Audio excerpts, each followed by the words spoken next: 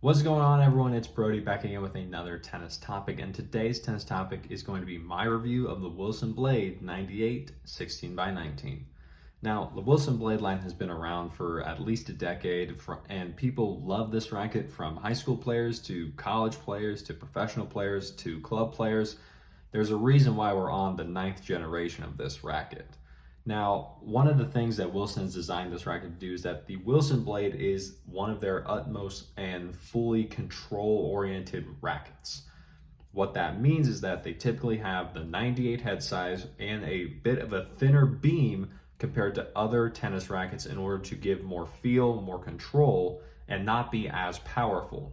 The Wilson Blade, however, on the other hand, while it has these same characteristics, the 16 by 19 string pattern that's in the racket, as well as a little bit of a different construction, especially here in the new version of it, has made the Wilson racket even more accessible to other players who are looking for a bit more power and spin from their control-oriented racket. Now, the Wilson Blade 98, it does come in this 10.8 ounce unstrung weight and the 11.4 ounce strung weight. So if you're able to handle that much weight for a long enough time to play out your entire match, the Wilson Blade 98 is going to be a good choice because you'll get pinpoint accuracy on the court, as well as a nice, easy power and spin from the string pattern, as well as the swing weight of the racket. The swing weight does tend to be a little bit heavier on here, but you get a nice plow through, whether it be on your serve, your volley, your ground strokes, anything that you can think of. The Wilson Blade 98 is going to be very helpful in gaining you power and spin in whatever shot that you want to hit. Now, when I was playing with this racket and comparing it to the Wilson Blade 98 16 by 19 version 8, the one right before it, I found that the V9 is a lot easier on the arm and it has a bit more of a softer feel rather than the V8, which could be a little bit stiffer than the V9. That seems to be what a lot of companies, especially Wilson, is doing now with their newer release rackets, is the fact that they are just putting them more so towards the soft side so that we can help prevent tennis elbow happening from as many people as possible. A lot of older frames, especially the older blades, if you look back at them and you play with them, you'll realize that yes, they have a lot more power. However, they're a lot stiffer and can cause tennis elbow more often than not compared to, let's say, this version of the racket, which I have right next to me. So with doing that, Wilson's being a bit more conscious of the player that's actually using them. Yes, you see the professionals play with these rackets too, because they're playing at much higher level than us mortal players. We are the ones who Wilson is kind of tapering this to in order to make it an all-around great experience. Now, one more thing Wilson has done is the fact that they started creating different head sizes in different ways that this racket is made. So rather than having the Wilson Blade 98 16 by 19 and leaving it at that, there's the Wilson Blade 98 there's the Wilson Blade 98 with the 18 by 20 string pattern, which is a little bit more control oriented compared to this one. There is the Wilson Blade 100 that comes in different weights. There's the Wilson Blade Pro. There's a bunch of different ways that you can try out the Wilson Blade to fit your specific game style. There's even an oversized one, which is the Wilson Blade 104. Now, that one may be a little bit harder to find right now, but it does still technically exist.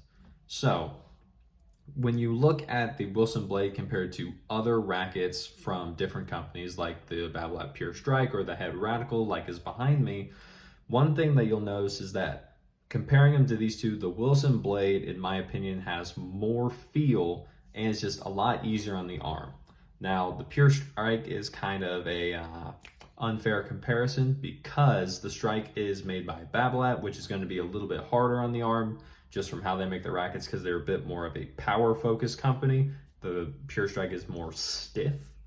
But when you compare it to the Head Radical is a very flexible racket, just like the Wilson Blade.